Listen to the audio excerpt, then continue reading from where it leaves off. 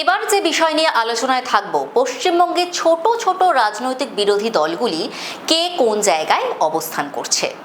ভাঙড়ের গণ্ডি পেরিয়ে দক্ষিণবঙ্গে থাবা বসাতে মরিয়া আইএসএফ, সংখ্যালঘু বলয়ে ত্রিমুখী লড়াইয়ের সংকেত। 2026 সালের বিধানসভা নির্বাচন যত এগিয়ে আসছে, বাংলার রাজনীতির সমীকরণ ততই জটিল হচ্ছে। বিশেষ করে দক্ষিণবঙ্গের সংখ্যালঘু অধ্যুষিত আসনগুলোতে শাসক দল তৃণমূল কংগ্রেস এবং প্রধান বিরোধী দল বিজেপির পাশাপাশি নজর কাটছে ইন্ডিয়ান সেকুলার ফ্রন্ট আইএসএফ। রাজনৈতিক মহলে একটা সময় ধারণা ছিল যে আইএসএফ মানে কেবল দক্ষিণ 24 পরগনার ভাঙড়, কিন্তু আসন্ন নির্বাচনের রণকৌশল বিশ্লেষণ করলে দেখা যাচ্ছে নওশাদ সিদ্দিকীর দল এবার কেবল একটি আসনে সীমাবদ্ধ থাকতে রাজি নয়।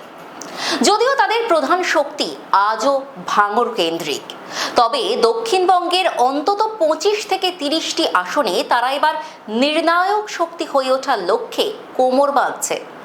2021 সালের বিধানসভা নির্বাচনের পরিসংখ্যান বলছে আইএসএফ সেবার সংযুক্ত মোর্চার শরিক হিসাবে 32টি আসনে প্রতিদ্বন্দ্বিতা করেছিল, কিন্তু শেষ পর্যন্ত ঝুলি ভরেনি। নওশাদ সিদ্দিকী ভাঙড় থেকে জয়লাভ করলেও বাকি সব আসনেই দলের ফল ছিল হতাশাজনক। গোটা রাজ্যে তাদের প্রাপ্ত ভোট ছিল মাত্র 1 থেকে 1.5% আশেপাশে। এই পরিসংখ্যান স্পষ্ট করে দেয় যে সেই সময় দলটির সাংগঠনিক ভিত্তি ছিল অত্যন্ত দুর্বল এবং মূলত ভাঙড় ও ফুরফুরা শরীফ সংলগ্ন কিছু এলাকাতেই তাদের প্রভাব সীমাবদ্ধ ছিল। তবে গত 5 বছরে ভাঙড়ের বিধায়ক হিসাবে নওশাদ সিদ্দিকীর সক্রিয়তা এবং বারবার কারাবরণের ঘটনা দলের কর্মী সমর্থকদের মধ্যে এক ধরনের আবেগ তৈরি করেছে, যা এবার ভোট বাক্সে প্রতিফলিত হতে পারে বলে মনে করছে রাজনৈতিক মহল। এবারের নির্বাচনে আইএসএফ বামফ্রন্টের সঙ্গে জোটবদ্ধ হয়ে লড়ছে। দক্ষিণবঙ্গের মুসলিম প্রধান এলাকাগুলোতে তারা এবার অত্যন্ত পরিকল্পিতভাবে প্রার্থী চয়ন করেছে। বিশেষ করে ক্যানিং পূর্ব ও পশ্চিম, মগরাহাট, কুলপি, বসিরহাট, হারোয়া, দেগঙ্গা এবং আমডাঙ্গার মতো আসনগুলোকে পাখির চোখ করেছে তারা। এই এলাকাগুলো ঐতিহাসিকভাবে তৃণমূল কংগ্রেসের শক্ত ঘাঁটি, কিন্তু আইএসএফ এর কৌশল হলো সংখ্যালঘু ভোট ব্যাংকে ফাটল ধরিয়ে বাম ভোটকে নিজেদের পালে টানা। রাজনৈতিক বিশ্লেষকদের মতে এই আসনগুলোতে আইএসএফ সরাসরি জিততে না পারলেও ভোট কনসলিডেশন বা ভোট মেরুকরণের মাধ্যমে তৃণমূলের জয়ের ব্যবধান কমিয়ে দিতে পারে। বসিরহাট বা দেগঙ্গার মতো স্পর্শকাতর এলাকায় যদি ত্রিমুখী লড়াই হয়, তবে ভোট বিভাজনের সুফল কার ঘরে যাবে তা নিয়ে চিন্তায় রয়েছে শাসক শিবিরও। এবারের নির্বাচনের সবচেয়ে বড় প্রশ্ন হলো ভোট ট্রান্সফার। বামফ্রন্টের ক্যাডার ভিত্তিক ভোট কি আইএসএফ প্রার্থীর চিহ্নে পড়বে?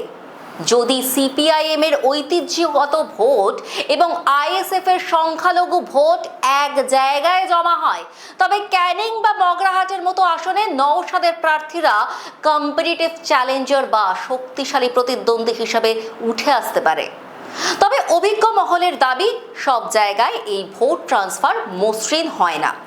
বিশেষ করে নিচু তলায় বাম ও আইএসএফ কর্মীদের মধ্যে অনেক ক্ষেত্রে আদর্শগত সংঘাতের সম্ভাবনা উড়িয়ে দেওয়া যায় না। আইএসএফ এর উচ্চাকাঙ্ক্ষা থাকলেও বাস্তব পরিস্থিতি বেশ কঠিন।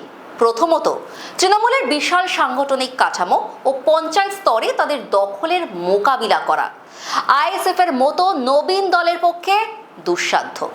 দ্বিতীয়ত, আর্থিক রসদ ও ক্যাডার শক্তির অভাব তাদের বড় জয়ের পথে অন্তরায়। এছাড়া বিজেপি বিরোধী জোটের বিভাজন রুখতে তৃণমূল যে সংখ্যালঘু রক্ষার প্রচার চালায়, তার মোকাবিলা করাও আইএসএফ এর বড় চ্যালেঞ্জ। কেবল আইএসএফ নয়, 2026 নির্বাচনে আরো বেশ কিছু ছোট দল বড় দলগুলোর কপালে চিন্তার ভাঁজ ফেলেছে। মুর্শিদাবাদের রেজিনগর ও নওদা বিধানসভা আসনে হুমায়ুন কবিরের অনুগামীরা একটি শক্তিশালী ফ্যাক্টর হয়ে দাঁড়িয়েছে। স্থানীয় স্তরে হুমায়ুন কবিরের ব্যক্তিগত প্রভাব এবং নির্দিষ্ট ভোট ব্যাংক তৃণমূল ও কংগ্রেস উভয়কেই বিপাকে ফেলতে পারে। অন্যদিকে আসাউদ্দিন ওয়াইসির দল AIMIM মুর্শিদাবাদ ও মালদহের কিছু আসনে প্রার্থী দেওয়ার প্রস্তুতি নিচ্ছে। যদিও 2021-এ তারা বিশেষ সুবিধা করতে পারেনি, তবুও তাদের উপস্থিতি সংখ্যালঘু ভোটে কাটাকুটি করার সম্ভাবনা তৈরি করেছে। SUCI আবার জয়নগর ও কুলতলির মতো তাদের পুরনো গড়গুলোতে লড়াকু মেজাজে ফিরতে চাইছে।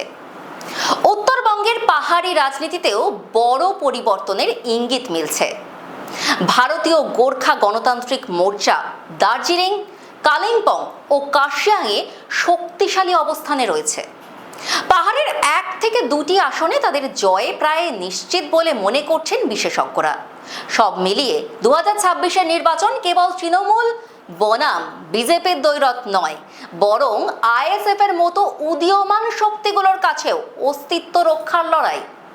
ISF কি পারবে ভাঙড়ের দেওয়াল ভেঙে দক্ষিণবঙ্গের রাজনীতিতে স্থায়ী জায়গা করে নিতে, নাকি তারা কেবল ভোট কাটুয়া বা ভোট বিভাজনের দল হিসেবেই থেকে যাবে? উত্তর লুকিয়ে আছে ক্যানিং থেকে দেগঙ্গার সাধারণ জনতার মনে। তবে একটি বিষয় নিশ্চিত, ISF কে অবহেলা করা এবার কোনো দলের পক্ষেই সহজ হবে না।